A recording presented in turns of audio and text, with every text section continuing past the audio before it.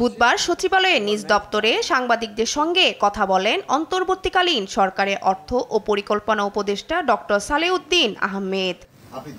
মূল্যস্ফীতি নিয়ন্ত্রণে অর্থের সদ্ব্যবহারের কথা উল্লেখ করে উপদেষ্টা বলেন, অর্থের অপচয় রোধের সমন্বয় প্রয়োজন। দুর্নীতি ও অর্থ পাচারের বিষয়ে ব্যবস্থা নেওয়ার কথা জানান তিনি। এই সমন্বয়হীনতার জন্য অর্থের অপচয় আমরা রোধ করতে হবে, আর অর্থের সুষ্ঠু ব্যবহার, সেটা দেশীয় সম্পদ হোক, বিদেশ থেকে ধার করা হোক, এই দুইটা কিন্তু আমাদের ক্রাইটেরিয়া। অপচয় করব না। দুপুরে বাংলাদেশ ব্যাংকে আসেন নবনিযুক্ত governor doctor Ahsan S Mansur. পরে কথা বলেন গণমাধ্যমের সঙ্গে।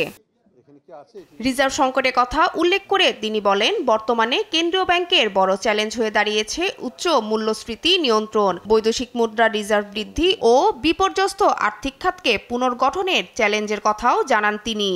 সেন্ট্রাল ব্যাংকের সেন্ট্রাল রেসপন্সিবিলিটি হচ্ছে মূল্যস্ফীতি কন্ট্রোল করা, ফরেন কারেন্সি ফ্লোটাকে, সেটাকে আমরা একটা টাই আপ করার চেষ্টা করব সামনের দিকে। জানান, অর্থ পাচারকারীদের বিরুদ্ধে কঠোর ব্যবস্থা নেওয়া হবে। যারা টাকা নিয়ে গেছেন তারা যেন একটু কষ্টে থাকে, মানে একেবারে টাকার বালিশে বিছানা যেন না ঘুমাতে না পারে।